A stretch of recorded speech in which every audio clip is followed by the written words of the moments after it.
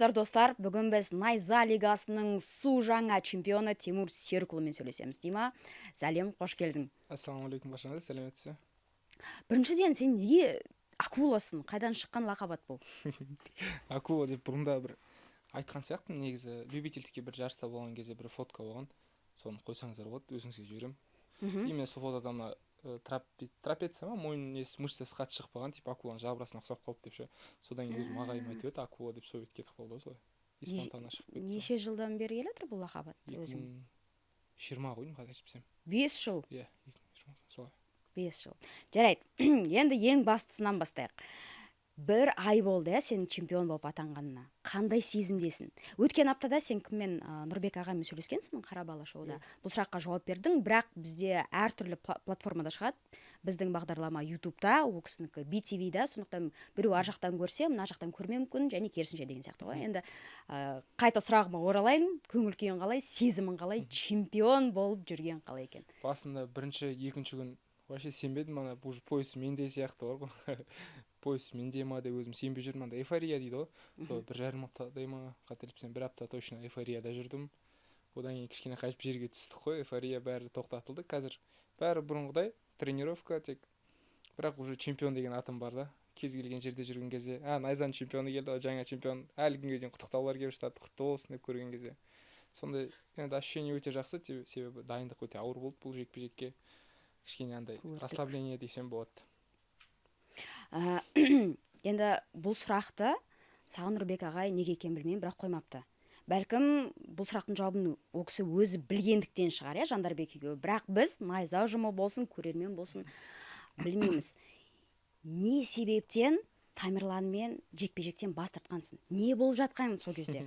Мен бүйтіп айтып өтейін. Стердаун болатын күні шешілді ғой бұл нәрсе. Таңертең салмақ өлшеу рәсімі болды. Ол кезде өзімізге де беймәлім не болып жатқандарын, салмақ орындалды ма, жасалды ма, жасалмады ма деген сияқты. Сосын кешкі сағат 5-те көз түйістіру рәсім болу керек болғандығын 5-те емес 6-да бастадық, өйткені сендердің жекпе-жектерің шешіліп жатқан. Аяқ астынан сосын бізге сендердің сен жеке өзін сол жекпе-жектен бас тартты деп сөз жетті. Не болды? Негізі енді біз боец болғаннан кейін, негізі бұл изначально қашан Тамерлан февральда жекпе-жегін өтті, және Иван Даниловпен. Содан кейін Тамерлан екеуміз кездесеміз деп уже официально анонс шықты. Сол кезде біздің өзім Аян ағам айтқан болатын, егер Тамерлан 100 грамм жасай алмай қалса да, біз онымен төбелеспейміз деп. Изначально айтылған болатын. Жандарбекке де айтылған, картқа замен сразу іздеп тауып қойсын деп. Тамерлан салмақ жасай алмаған жағдайда бізге замен, біз жекпе-жексіз қалып қоймайтынды деп. Я деп айтылды. Бір замена жіберді, ол келіспеді деді. Екінші замена жіберді, ол келіспеді деді. Жарайды. Содан кейін жекпе-жек жақындаған кезде заменаға перс келеді деді. Жақсы дедім. Бірақ уже жаңағы салмақ өлшеуге барған кезде мен енді 70-те 300, бірақ 70, ровно 70 көрсеттім ғой, 300 грамм запас бар. Менен кейін перс весіға тұрады, 74 болып тұр екен. Жақсы, түсінбей қалдым. Ол негізі егер заменға келетін болса, в случае чего замена жететін болса, салмақ жасау керек. Мен түсінбедім. Жақсы. Содан кейін мына жақтан келді маған, Тамерлан 71 көрсетіп тұр дедім. 600 грамм, 600 грамм жасай алмады, не дейсің деді. Мен жақсы, қазір ойланып көреміз дедік. Содан кейін сол күні, взвешивание күні обедте Дәнеш ағайым ұшып келді. Дәнеш ағаймен сөйлестік. Дәнеш ағай не дейсіз деп едім. Айтты, бойға 2 сағат қалғанда 77, немесе 76 деді қойдым. Көрсетсін деді салмаған. Оған ол жақ келіспеді. Содан кейін жекпе-жек болмайтын болды. Солай жекпе-жек шықпайсың деп айтты да Дәнеш ағай. Бұл ошибка болады, біздің төбелескеніміз ошибка болады деді. Перс дедік, перс келіспеді деген сияқты болды. Мен нақты атын білмеймін, бірақ перс келіспеді деген сияқты болды. Содан кейін біз жекпе-жексіз қалып қоямыз деп ойладық. Жекпе-жекке шықпаймыз дедік. Содан кейін енді жаңағы тағы басқа жаңағы хейт, анау эмоция, содан кейін жекпе-жекке келістік қой енді. Сен түсінгенімше, сен сол Инстаграм бәрін оқып хабарластың. Кешкі сағат 10 кезінде ғой, мейлі 11 кезінде ма, Дәнеш ағай звондаймын, Дәнеш ағай баняға кіріп кеткен тұғын. Балалар қонақ қылып, Дәнеш ағай баняға кіріп кеткен тұғын. Дәнеш ағайға звондаймын, алмайды, әйтеуір бір кезде звондап алды. Дәнеш ағай айттым, Дәнеш ағай салмағында жасамай қойсын, жолты карточкасын да бермей қойсын, гонорарына тиіспей қойын, просто төбелесуге маған рұқсат беріңізші. Дәнеш ағай звондадым. Дәнеш ағай айтты, балам, өзің қалай қалап тұрсың деді. Өзің тәуекелге бел буасың ба, дұғаңды істедің ба деді. Дәнеш ағай, осылай намазымды оқыдым, дұғамды еттім. Төбелесіп көрейікші, мына жақта мен шыдай алмай жатырмын дедім да. маған сөз келіп жатыр. Адамдар түсінбейді да, жаңағы комментарий жазып тастайды, бірақ менің де отбасым бар ғой, мен анам қарайды, әкем қарайды, оларға да ауыр тиеді ғой. Мен жарайды мән бермесем мән бермейтін шығармын, бірақ анама, әкеме ауыр тиеді ғой ол сөздер, жаңағы қорқып жатсың деген. Содан кішкене намыстаным мен, сөздің шыны керек. Содан дәнеш ағадан жаңағы рұқсатын алдым да Нұрбек ағаға звондадым. Нұрбек аға, осылай төбелесуге дайынмын, жаңағы гонорар ештеңесі керек емес. Салмағы жасаған адам сияқты весовой ограничение тоже қоймай қояйық, төбелесіп тастайық дедім. Міне қалай болған екен ғой. Болмаса айтып отырмын ғой, біз Найза ұжымыда ештеңе білмеген едік. Не болып жатыр, неге? Мен жеке өзім, енді сенің инстаграмына жазылып жүрмін ғой, мен көріп жүрмін сенің дайындығыңды. Жарты жыл емес енді, одан астам, десе де өте көп уақыт сенде дайындыққа кетті. Бұл титулдық жекпе-жек емес, рейтингдік жекпе-жек емес, титулдық жекпе-жек. Неге бас тартып отыр, бұл сондай мүмкіндік деп ше? Сол кезде мына жақта бүйтіп ау деп быт-шыт болып жүрмін ше, неге үйтіп жүр екен деп. Сондай жағдай болған екен ғой. Енді үлкен ағайларымыз сөзінен аттай алмаймыз.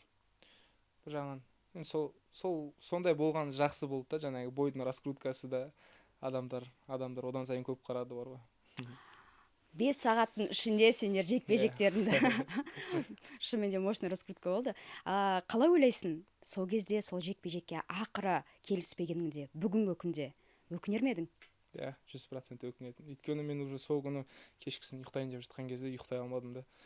Тима, қаншама дайындық жасап келдім. Неге келіспеске деп ойланып жаттым, ұйықтай алмадым.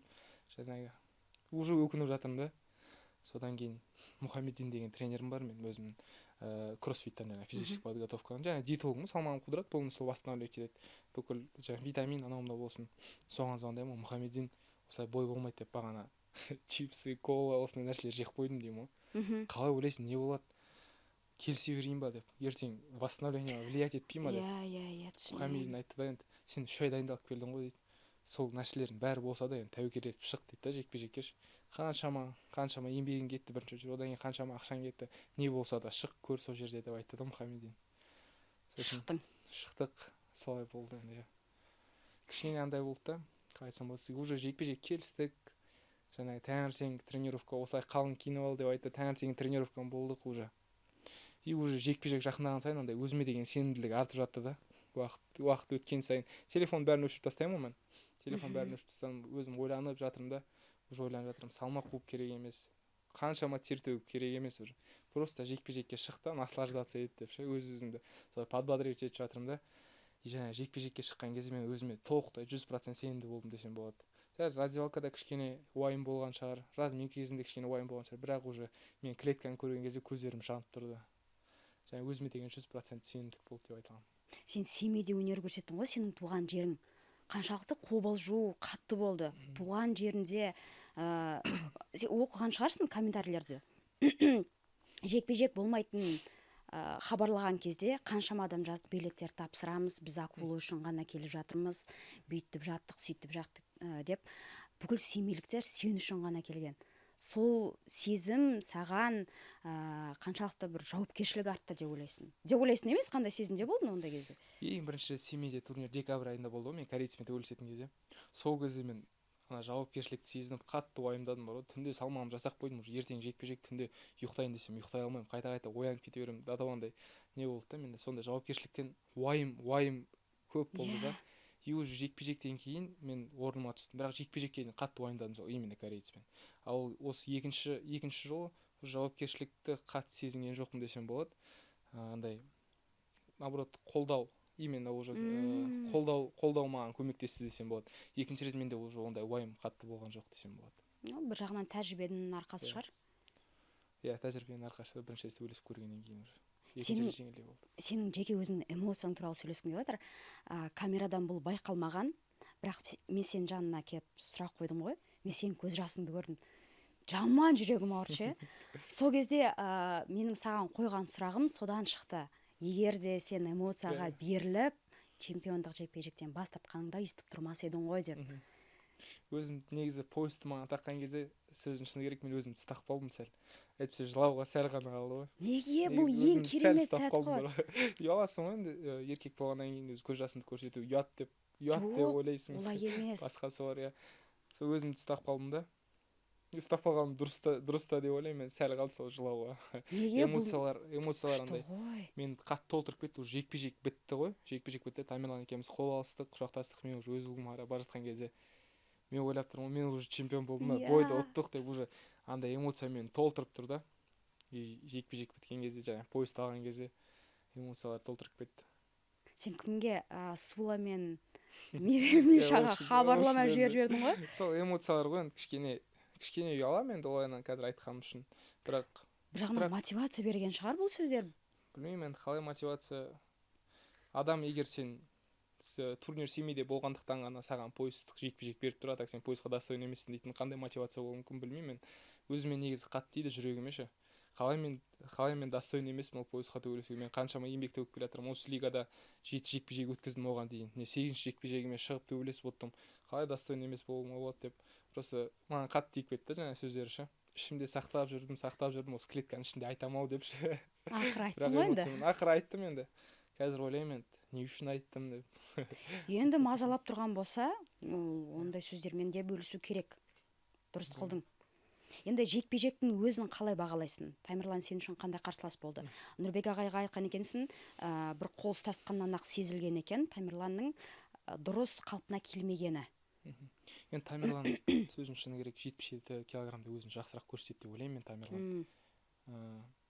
Бірақ 70 килограммда жаңа салмақ қуу кішкене ауырлау болғаннан кейін ол шаршап жаңағыдай дұрыс восстановить ете алмаған да себебінен өзін толықтай көрсете алмады деп ойлаймын. Ал мен өзіме келетін болсам, ошибкалар өте көп. Жаңағы соңғы 20 секундтың өзін алатын болсақ, жекпе-жектегі босап кеттім деп енді кішкене ағайларым да ұрысты, бірақ победитель не судят дейді ғой. Содан қатты ұрысқан жоқ. Бірақ енді ошибкалар өте көп жекпе-жектің ішінде. Солармен жаңағы жұмыс жасау керек. Мен өзім бала кезден жаңағы жаман привычкам бар да, мен өзім уклондарыма, жаңағы чувствительностьіме көп сеніп кетемін да жекпе-жекте. Содан қолдарымды түсіріп тастаймын. Ол мейлі 1-ші раунд болсын, 5-ші раунд болсын, сол қолды көтеру керек деп айтып жатыр. Жалпы ошибкалар енді өте көп десем болады. Енді бастапқыда онда байқалмаған, шынымен де соңғы білмеймін неше секунд, 20 секунд деп отырсың ба, енді 20 секунд шығар. Екеуінде шаршаған сияқты болдыңдар. Бірақ бәрін түсініп отырды. Чемпиондық белбеу саған беріп тұрған деп. Мына жақта біздің жанымызда кім? Мұратбек тұрған. Мұратбек Қасымбай. Ойбай, біздің жанымызға келген кезде оның дауысы жақсы болған.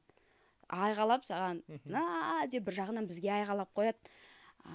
Он не деді? Он проводил, жоқ, қалай еді?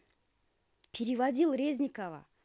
Он может, я знаю, бірдеңе деп айғалап отырған жақта саған. Мен Мұратбеккен сөзін шыны керек. Мұратбек мен деңгейімді біледі ғой өмірде. Мен өзім залдағы деңгейім мен жекпе-жектегі деңгейім екеуі екі бөлек. Мен жекпе-жекке шыққан кезде өзімді толыққанды көрсете алмай жүрмін. Әлі де кешегі жекпе-жек болсын, басқа жекпе-жек болсын, әлі толыққанды көрсете алмадым өзімді. Неге деп ойлайсың? Тәжірибе жетпегеннен де ойлаймын. Енді уақыт өте келе өзімді толықтай 100% көрсетемін деп ойлаймын. Жаңағы айтпақшы жекпе-жек атмен болып кетті, жекпе-жек болмайды деген кезде түнгі сағат 11-де ма? Жоқ, сағат 9 кезінде үй жаққа келіп жатырмын. Сол кезде Мұратбек звондады да маған. Екеуміз телефонмен 1 сағаттай сөйлестік. Мұратбек айтып отыр, шық, не болса да шық, тәуекел ет, сен ұтып аласың деп. Мұратбек сөйтіп 1 сағаттай оны да айтқан бізге. 1 сағаттай звондайды, айтады соны. Еще жолда келе жатыр, ол сеть ұстамайды, үзіліп кетеді, қайта. Айтты бізге де соны. Қазір мен сеть ұстайтын жерге барамын, звондаймын, трубкамды көтереді, ұрысып жатыр да. Болды, күтіп отырмын, Мұратбек звондайды. Айтады, Тима бауырым, сен қолыңнан келеді ғой, неге атмен өліп, сен ертең өкінесің, шық жекпе-жекке. Сен бүгін өкінбесең де ертең өкінесің бәрібір депші.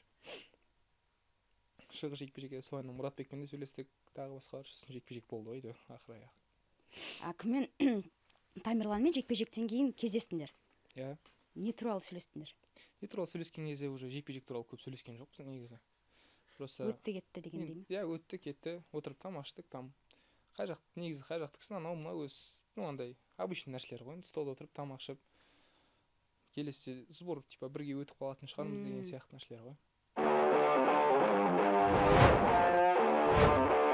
Дарлин. Будь чемпионом в бизнесе. Доверь рутину Дарлин.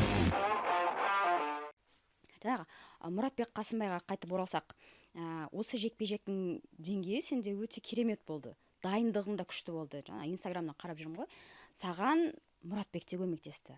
Артем Резников те көмектесті. Али Багов та көмектесті. Дәнеш ағайдың жанында да жүрдім. Жүрмеген жерің жоқ шығар.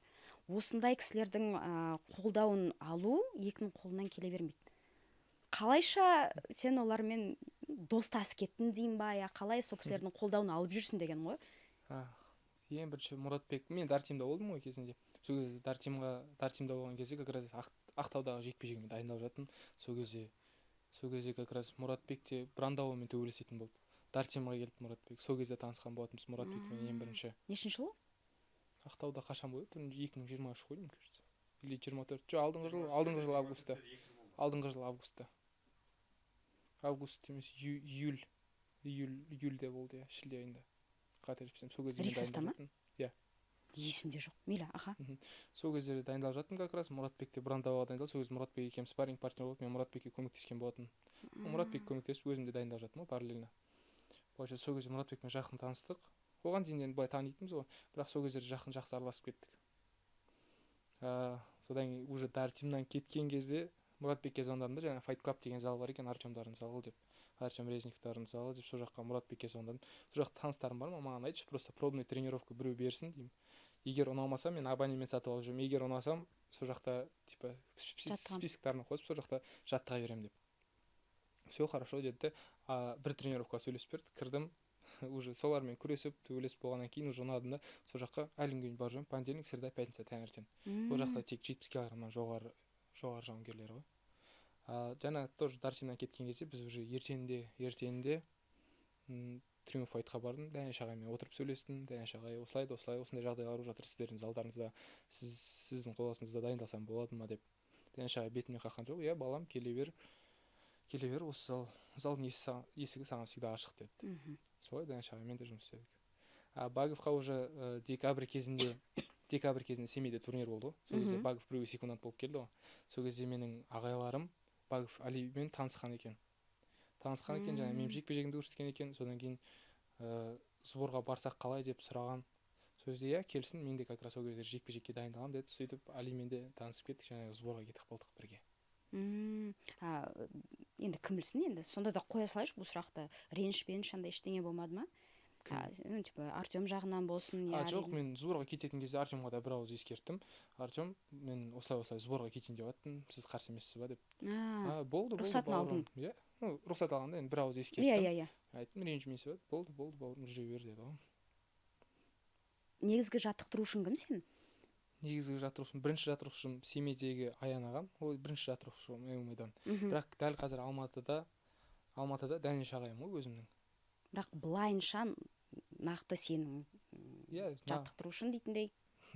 Дәнеш ағай мен Аян ағай. Бірақ енді Алматыда мен жаңағы қай жақта жекпе-жекке дайындалсам да, екеуімен де телефонмен сөйлесем. Дәнеш ағаймен болсын, Аян ағаймен болсын, осындай жаттығу жасап жатырмын қазір. Например, қазір Дагестанда болған кезде күнделікті телефонмен сөйлесіп отырмын, осындай жаттығу жасап жатырмын. Осы Дәнеш ағай да Аян ағай айтады, мынау саған керек, мынау керек емес деп. Сондай. Жаңағы Дәнеш ағай енді. Дәнеш ағайдың секундир жеткендерін білесіздер ғой өзі. Компьютер сияқты ғой. Соперник не істейді, қалай істейді, бәрін айтып отырады. Маған именно Дәнеш ағайдың жаңағы секундир жеткенмен, сосын андай ғой, сенің углыңда отқан кезде сен де уверен болып тұрасың да, қазір углда сенде суета болмайды. Күрес, ор деп просто так айқайлаулар болмайды да.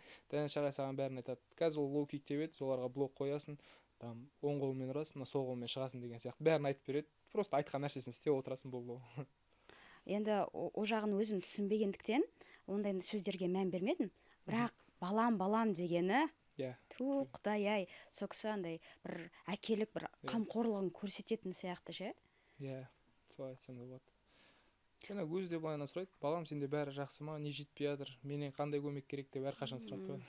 Дәнеш аға, менде бәрі жақсы, үлкен рахмет сізге деп қоямын. Содан кейін жаңа физподготовкадан менде басқа тренер Мұхаммеддин деген. Жаңа историямды жүреді, көріп тұратын шығарсыз.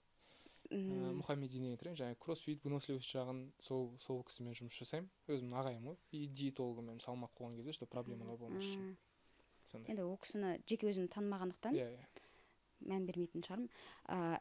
Бұл жекпе-жек туралы сөйлестік, енді басынан бастайықшы. Жалпы сенің спортқа келуің туралы.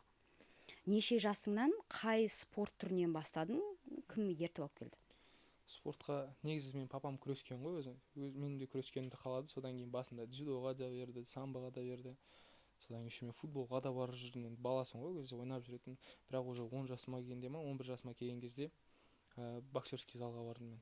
Бірінші рет просто бардым, жаңағы дзюдо бәріне барып жүрдім, боксерскийға да барып көрейінші дедім. Сонымен бардық, сол кезде Неше жасында дедің? 11 жасымда ғой деймін. Ол кезде мен томпақтау болдым, кішкене салмағым да ауыр, семіз болдым ғой былайша айтқанда. Руслан Исатаев деген тренерға бардым. Содан кейін жаңағы бала көп біз ол кезде, бір 40 бала ма 50 бала, жаз кезі ғой, далада тренировкалар, иә, тренировкалар далада, өйткені залға сыймаймыз. Сол кезде бірінші тренировка бардым, там жүгірейін десем дұрыс жүгіре алмаймын, бар ғой. Білмеймін, андай физический подготовка вообще ноль ғой, енді кішкентай баласың ғой, ойнап жүрген. Содан кейін сол кезде былайынан 4-5 баланы шығарады да, сендер дейді, вообще мешоксыңдар дейді, жаңағы қайтып залға келмей қойыңдар дейді ғой. Сендер мешок, сендерден түк шықпайды деп сөйтіп айтады. Менің жүрегіме тиіп кетеді. Содан кейін андай қасарысып барамын. Негізі боксқа қатысам деген ойда болмаған, әдейі просто қасарысып барып жүрдім, бар ғой. Сөйтіп боксер болып кеттік қой аяқ асты. Сөйтіп бокстасып кеттік. Сосын? Содан сол бокс залында қалдым мен. Сол жақта 18 жасыма дейін бокстастым мен. Бокстан да, иә, бокстан да, кикбоксингтан да выступать етіп жүрдік. Жаңағы кикбоксингтан Қазақстан финалына дейін бардым деген сияқты ғой. Сборный Қазақстанда болдым кикбоксингтан. Бокстан кішкене ауырлау болды, там область ұтатын, зональный первенствоға тройкаға кіретін сондай болатын тек. Бірақ Қазақстанда бокстасып көрген жоқпын, чемпионат Қазақстанда. Республикалық турнирлар өттім, кандидат орындадым, бірақ чемпионат Қазақстанға жеткен жоқпын. Содан кейін жаңағы кикбоксингта сборныймен кішкене проблемалар болды, жарыстар аз болып қалды, как раз карантин кезі ғой, 2020-да. 2020 жылы карантин. Содан кейін ЭМ залға барып жүрдік, просто спаррингқа. Өйткені бүкіл залдар жабық болды. Олар суббота күні, пятница күні открытый не істейді екен. Открытый спарринг деп кім келгісі келеді, бәрі келе береді. Сол кезде спаррингқа барамыз, каждый 2-3 пятница бардық. Вроде получается деп. Вообще күрес алмаймыз ғой, кезде кикбоксингтан келеміз, вообще күрес деген жоқ. Просто сол жаққа барып спаррингқа барып, содан ұнап қалды да. Содан кейін жаңағы Аян ағайым залына бардым, ол басқа зал еді. Аян ағайым залына бардым да, айттым, осылай сізге қатысайын деп. Сол жаңағы Сайран деген дос баламен бірге бардық Аян ағаның залына. Сол кезде айтты, как раз 2 аптадан кейін жекпе-жектен чемпионат Қазақстан болады, төбелесесіңдер ма деп. Иә, бізге де қызық керек қой, иә, төбелесіп көрейік, как раз жарыс уже біраз болды, шықпағалы деп. Сол жаққа бардық та, мен чемпион Қазақстана болдым жекпе-жектен бірінші жарысында 2 аптадан кейін сразу. Содан кейін жекпе-жектің сборныйына кірдім, сонымен ММА-да қалып кеттім ғой толыққанды. Соның бәрі 2020-да болып жатты. Енді Алматыға келуін туралы айтып берсең. Қателеспесем, Дартем залына сен грант арқылы келдің. Сол туралы айтып берсең, қалай болды, қалай жаңағы тапсырыс бердің деген сияқты. Жаңағы жекпе-жектің сборныйына кірдім деп айттым ғой, как раз Турцияға сборға барып келдік бірлес. Содан кейін үлкен беседалар қалады ғой. Сол жақта жаңағы сообщение келеді. Осылай Дартем грант ойнатып жатыр екен, 1 жылға питание, проживание бесплатно, Алматыда тренировка істейсіңдер. Бірақ оған немелер андай толтыру керек, почтасы бәрі жазылып тұр. Почта өзімді алдым да, полностью жаздым да, регалий жаздым да, жібердім. Көрейін. Содан кейін бір жеттен кейін ба, Дәулет бар ғой, Маркс, как раз сол кезде Дартемде жұмыс жасады ғой, иә, сол хабарласты маған. Айтады, осылай сіз өттіңіз деп, ол кезде танымаймын оны. Осылай хабарласты. Содан кейін Аян ағайдың номерін беремін, там сөйлесіңіздер деп болды. Аян ағай айтады, маған киімдерін жинап, ол жаққа спаррингқа барамыз осы күні деп Дартемға. Егер спаррингтан өтетін болсаң, сол жақта сразу қалып қоясың деп. Ол сол 20-да ма, 21-де ма? 21-де ғой, кажется. 21. Жаз кезі екен, білемін, әйтеуір августқа тақау ма, сондай. Онда 21 болу керек, өйткені 20-ның жазында үйде отырдық қой. Иә. Онда 21 болу керек. Сонда келдім Дартемға. Жаңағы полный семейден киімдерім жинап алдым, бір чемоданға. Шығайын деп жатыр, мама айтады, енді қашан келесің дейді. Мама, примерно 1 жылдан кейін келемін деп. 1 жылдан келемін, немесе сол жақта қалам деп. Мама мені қимай тұр. Мама қимайды, жылайды, бірақ айтып ақ батасын берді де, жолға шығарып тастады әкем екеуі. Жолға шығарып келдік Алматыға. Жаңа тренировкалар болып жатыр екен, тренировкаға кірдік бәріміз, и общий спаррингтар болды. Общий спаррингта мен ұнадым да, сол бетте қалып кеттім Дартемда. Ол жаңағы Айз ағайлар, Эдуард ағай, сол кісілер еді ғой тренер. Сол бетте спаррингті өттік те, сол жақта қалып кеттік. 9 айға залдың ішінде тұрдық, жаңа питаниямыз, проживаниямыз бесплатный болды. Демек, сенің ММА-дағы кәсіби деңгейінің көтерілгені, сенің өскенің сол Дартемге тиесілі. Иә, Дартемда да бір шама өстік. Қазір де өсіп жатырмыз ғой, күннен күнге өсіп жатырмыз. Сонда Дартемде сен тура 3 жыл болыпсың ғой. 21-дің жазында келсен, 24-дің жазында кеттің. Айтпақшы, Дартемнен неге кеттің? Сондай разногласиялар болды кішкене. Бірақ кетеміз деген шешім қабылдадық та кеттік қой. Кіммен? ашығымен айта берсең болады. Жоқ, тым айттым деп кетіп жоқ, просто балалар кетіп жатыр екен да бәрі. 10 бала болып кеттік қой өзіміз. Әбу бар, Елжан бар, Айбек бар. Солар кетеміз деп жатыр екен. Мен де айттым, жігіттер, онда мен де кетем дедім, мына жақта қалатындай емес деп. Жаңағы ол кезде мен как раз тойдан келдім ғой, үйленіп келдім. Сол кезде ақтаудағы жекпе-жегімді ұттым. Содан зарплата көтере ма деп сұрап жүрген кезде енді айтты ғой, жаңағы зарплатадан бәрлерін кесілесіңдер, кімде пояс бар сол ғана зарплата қалады деді. Енді ол бізге келмеді. Содан кейін мен де сол зарплатамен кішкене разногласиялар болды. Жаңа зарплатаны алып тастаймын дегенге. Содан кетіп қалдық. Сендерге айлықты алып тастаймыз деді ма толықтай? Иә, алып тастады толықтай. Бүгін собрание болып жатты да, бүгін бұл зарплата жоқ деді, сонымен кетіп қалдық. Соны ол жерде андай бір сверхъестественный түк те жоқ, просто зарплатаны аламыз деді, біз кеттік. Все хорошо, жолдарың болсын енді. Жақсы. А так тренерлармен ешкіммен онда разногласие болған жоқ негізі. Әлі күнге дейін араласасыңдар ма? Иә, Эдуард ағам әлі күнге дейін араласып тұрамыз. Спаррингке былай жаттығуға бармайсыңдар ма неге дартимге? Жоқ, ол жаққа бармаймыз қазір. Басқа залдардамыз. Жақсы, онда әрі қарай жалғастырайық. Сен дартимнен кеттің. Дартимнен кеткен кезде не болып жатты? Қайда бардың? Кіммен сөйлестің? Сол ертеңінде Триумфайтқа бардым. Триумфайтқа Данишаға келдім жаңағы. Бірден Данишаға бардың. Данишаға бардым, осылай бәрін түсіндірдім. Иә, балам, зал ашық, саған әрқашан келе бер деді. Сонымен Триумфайтта Данишаға танысып, сол Триумфайтта дайындалдық. Друзья, наша команда создает уникальный контент в рамках нашего промоушена. У нас происходит здесь интервью, снимаются подкасты, монтируется много-много видеоконтента. И видя, как многие из вас, которые посмотрели это видео, являются не подписчиками нашими, мы, конечно, хотим попросить вас, подпишитесь. Для вас это 5 секунд времени, даже можно сказать секунда. Но для нашей команды это очень большая награда от вас. Так что не жалейте комментариев, лайков и подписок. Ждем вас. Достар, біздің ұжымымыз бұл жерде енді түні күні ұйықтамай жұмысын жасап келатыр. Оның мен соны көре отырып, сіздерден бір нәрсе сұрағымыз келеді. Мына видеоларды көре тұра, сіздер көптеген көрсетілім бересіңдер, бірақ кейбірлерің жазылмай қаласыңдар және пікірлерің жазбай қаласыңдар. Сіздерден сұрайтынымыз, жазылыңыздар, мына қоңыраушаны басып қойыңыздар және де пікірлеріңізді жазып отырыңыздар. Біздер үшін ол өте керек нәрсе. Сондықтан күтеміз. Сенің мінезің туралы сөйлескім келіп отыр бәрі құрсын. Мен сені енді 2 жыл болды танығаныма, иә? 2 жылдан бері таныспыз. Біріншіден, бір саған жақсы комплимент жасап өтейін. Жаңағы не сияқты, боец, жауынгер сияқты сенің деңгейің қатты өсті. Мен сені алғашқы рет, сол кезде бірінші рет сұхбат алғам сенен, неде Урал FC-мен. Иә, сол кездегі деңгейің және қазіргі деңгейің екі түрлі. Кәдімгідей өскенсің сен.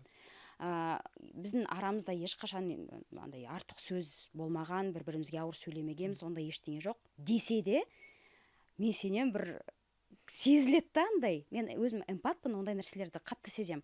Әр жауынгермен сөйлесіп отқан кезде адамның қандай екенін сезе аламын ше. Мінезі ауыр ма, жаңағы қандай екен? Сенен сол мінезіңнің ауырлығы қатты сезілетін сияқты болып көрінеді маған ше. Тимур қандай адам? Мен негізі мінезім салмақ қойғанда ғана ауыр ғой. Бұлай мен просто ашуланшақпын негізі. Бірақ бар екен ғой онда. Тез ашуланамын да, тез басылып қаламын. Қазір ашуланып отырсам, бір 5 минуттан ойнап күліп отыра беремін. Мен ұмытып кетемін ондай нәрселерді. Тез ашуланамын, сосын 5 минуттан басылып қаламын да, отырып күліп ойнап отыра беремін дәл. Бұл сенің жеке өміріңе әсер етпей ма? Жоқ, әсер етпейді. Үйреніп қалған. Кімше, өткен аптада жаңағы кіммен Нұрбек ағаймен сөйлестің ғой, Қарабалық шоуда. Үйленбегенмін деген сияқты әңгіме айттың.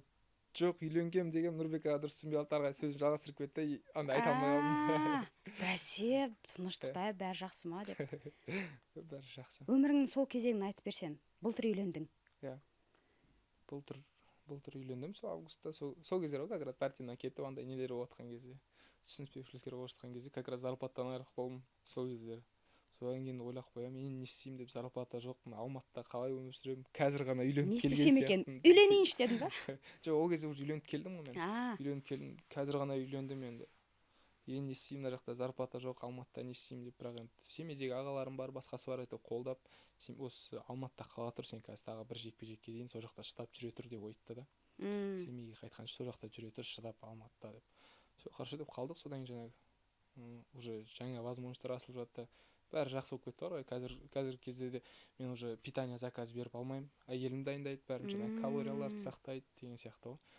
Калориялар считать етіп өзім диетический тамақтардың бәрін сол дайындап береді. Диетологыңмен келісіп түсінген. Келісіп. Енді жалпы келіншегімен қалай танысқан туралы айтып берсең. Ол жақтарын айтпай ақ қойшы, ұялады. Неге? Онда танысқанда түк бір не жоқ қой. Мен Инстаграмнан жаздым, таныстық. Еще мен өзі колледждің 2-ші курсында оқимын. Қателеспесем. Нешінші жыл бұл? Сол 2020-лар ғой сол. Примерно. Біраз жыл болыпты ғой? 2020 ма, 2019-дар ғой, қателеспесем. Иә. Сонда сендер 2010 4 жылда жүрдіңдер. Сонда мен саған жаңағы сұрақты қойдым ғой, романтиксің ба деген кезде, мен тупо уақытым жоқ деген кезде сен сонда жоқ, енді сөйлесіп тұрасың, бірақ әйелім де шыдайды ғой, түсінеді. Мен спортта жүргеннен кейде уақытым болмады, кейде уақыт бөлінбей қалады деген сияқты. Саған жақсы қолдау көрсетеді, түсінгенімше. Иә, 100%. Мотивация беріп болған сияқты осы мен жауап. Маған сенің ұялғаның қызық болып тұр бір жағынан. Жарайды, ол туралы сөйлестік. Қайттан 8 бұрышқа қайтып оралсақ. Сен, білмеймін, оны байқадың ба, байқамадың ба? Ол кезде саған әлі чемпиондық белбеуді үлкен жоқ, қателеспесем. Жекпе-жек аяқталды, камера түсіріліп тұрды. Сен жанына бір бала келіп суретке түсірмекші болды. Поезд тірген кезде өзімнің ағам бар, Дәурен Кульчигишев деген. Сол кісінің ұлы ғой, мен практикам ғой, енді былайша айтқан кезде. Уже поезд әлді, мен Нұрбек аға қолымды бердім. Сол кезде Тамерлан қарай бара жатқан кезде жүгіріп келді, құшақта фотоға түсеміз деп жатты да. Сол кезде сұра тұрса енді эмоциямен итер жібересің ғой, бірақ эмоция болмаған кезде итермейтін едім ғой. Бірақ одан кейін оның үйінде де түстік фотоға, развилкада түстік, проблема жоқ. Адамдар оны түсінбейді ғой. Біраз хейт алғансың соның арқасында.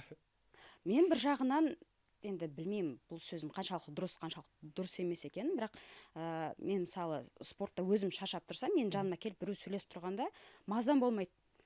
Сондықтан келіп енді шынымен де кішкене мен сенің жағында алып отырмын бұл жерде суретке түсіп алуға кез келген кезде болады ғой дегенде. Қазір ғана 25 минут төбелесіп шықтым, қайда фотоға түсіп жатсың деген сияқты. Жақсы, жарайды, түсінемін сені. Енді болашақ бір жоспарларың бар болса, сол туралы айтып өтсең. Иә, болашақ жоспар сол. Арман тура сол ғой, жаңағы UFC-ге түсу, UFC-ге бару, сол жақта өнер көрсету, соның поясын алу. Басқа арман жоқ менде дәл қазіргі уақытта. Басты мақсатың осы.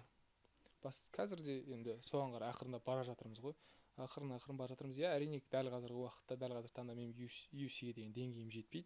Бірақ уақыт өте келе мен онда боламын да UFC-де. Уақыт өте келе. Сол UFC-ге қарай тек әрекет жасап жатырмыз. Ал жақын жоспарларды алатын болсақ, енді найзан осы поезды қорғау керек маған, қолдан келгенше. Қарсылас кім болса да осы поезды қорғап, жаңағы әлемдік рейтингте өзімнің рейтингімді көтеріп, сонымен уже за океан шығып UFC-ға түскен деген ой ғой. Сен Нұрбек ағайға осы сұраққа жауап бергенсің, жаңағы қалай деп сұраған еді? Лайықты қарсылас сияқты біреуді көздеп жүрсің ба дегендей бір сұрақ қойылған. Ешкім қызық емес дегендей айттың сен. Енді лайықты емес деп мен шешпеймін оны лиганы, бірақ саған кім қызық деп сұрады да. Мен айттым, ешқайсысы қызық емес деп. Мен қазіргі таңда да айтыламын, маған рейтингтің ішіндегі сөздің шыны керек ешқайсысы қызық емес негізі. Өйткені Fight Matrix-тары маған қарағанда төмендеу, и сосын ішінде қазақтар да бар. Қазақтармен осы уақытқа дейін төбелесіп келе жатырмын, 8 бойым почти бәрі қазақ қой енді. Бәрі емес, но көбі қазақ қой.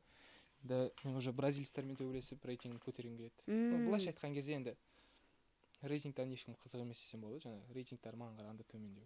Ал өзің былай көздеп жүрген бір жауынгер жоқ па? Мынамен шыққым келеді ау деген сияқты. Жоқ, ондай ешкім жоқ негізі. Просто жаңағы рейтингі менен жоғары біреуді әкеп берсе деген ойдамын. Түсіндім.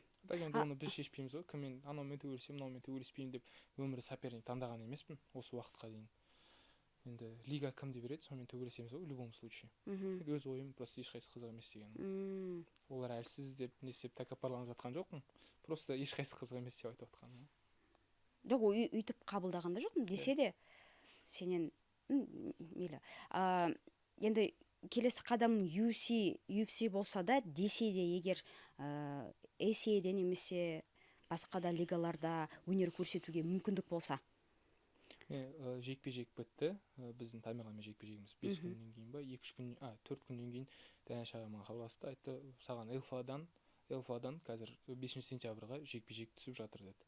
қалай қарайсың? 5 сентябрь дедім, иә 5 сентябрьға ЛФАдан жекпе-жек түсіп жатыр, қалай қарайсың деп қабылдаймыз ба не істейміз деді. Мен айттым, Дәнеш аға, енді жекпе-жектен енді шықтық, біріншіден уақыт аз дедім. Дәнеш аға өзі айтты, мен сразу отказ беріп тастадым, неге саған айтып жатырмын деді. Осындай болып жатыр, мен сразу отказ беріп тастадым, бірақ саған айтып жатырмын деді. Шынымен де уақыт Иә, аз. Дәнеш аға, уақыт аз, соған еще почтада қорғап қалу керек қазір ең бірінші. Одан кейін уже көреміз. Енді UFC-ге салмай жатсақ, енді есейді деп ойлаймыз. Бірақ негізі есейге қатты шылайын жоқ бірінші. Дегенмен жасым да әлі жаспын ғой, мен UFC-ге баруға 100% мүмкіндік бар менде. Мен не үшін басқа лигаларды көздеймін. UFC-ге баруға қандай әрекет етіп жүрсің? Жекпе-жектен басқа. Тіл үйреніп дегендей. Бірінші дәл қазір визаны алғым келіп жатыр. Визаға әрекет етіп жатырмын. Жаңа Мура Қасымбай көмектесіп жатыр сол визаға. Сол визаға бүгін андай собеседованияларға дайындалып жатырмыз ақырындап. Визаға кірсем ба да визаны алсам ба деген ниет бар. Осыған дейін виза алуға 3 рет отказ алдым ғой мен. Визаға кіріп 3 рет отказ алдым. Ой. Сондай болған. Қазір енді 4-ші рет көрейін деп жатырмын. А тіл жағынан қандайсың? Тіл жағынан моль ғой. Енді андай база ғой, там give me water деген сияқты. Иә. Сондай там су сұрап туда-сюда андай сұрай алатын нәрселер бар деген сияқты. А так вообще ағылшын жоқ. Үйрену керек. Үйрену керек. Айтпақшы, өзім де ағылшын тілін енді емес, енді мектеп кезінде, студент кезінде білетін едім, кейін андай практика болмаса ұмытып қалады екен. Қайттан үйренейін десен, қиындау. Жас келген сайын өте қиын. Сол үшін осы бастан баста. Бізде 1 жылдай ма ағылшынды оқыдық қой, стартимға түскен кезде. Осында. Бірақ ол кезде андай сол базовый нәрселер. Амстердамға барған кезде вроде более-менее легче болды. Сол кезде Амстердамға чемпионат мирға бардық қой, содан кейін. Более-менее вроде түсініп жүрген сияқты. Бірақ енді ағылшын никогда андай болған жоқ менде. Всегда 0 болды ғой, былайша айтқан кезде. Сол базовый нәрселер там әрекет ету керек. Hello, hello'лар ма? Иә, сонда. Жақсы. Негізі мен сұрақтарым таусылды. Біраз нәрсені айтып тастаған сияқтымыз. Жеке өміріңді де, жекпе-жекті де, болашақ жоспарыңды да, неден бастаған бәрін әңгіме еттік. Егер өзіңде бір қосар сөзің бар болса, жаңалықтарың бар болса деген сияқты сұрамаппын ғой, жаңалықтарың бар болса. Бар ба? Жаңалық жоқ. Былай. Тренировка, басқа түк жоқ. Мейлі. Жақсы, көптен көп рахмет саған сеніміңе, келгеніңе. Негізі біздің әңгімеміз 1 ай бұрын болу керек тұғын. Бірақ сен ол кезде салмақ қуып жүрдің. Иә, Алматыда болған жоқсың. Алматыға бірнеше сағатқа келдің, ол кезде кездесе алмадық. Енді десе, демек бүгінге бұйырып тұр екен біздің әңгімеміз. Көптен көп рахмет саған. Осымен достар, тамам, келесі жүздескенше аман сау болыңыздар.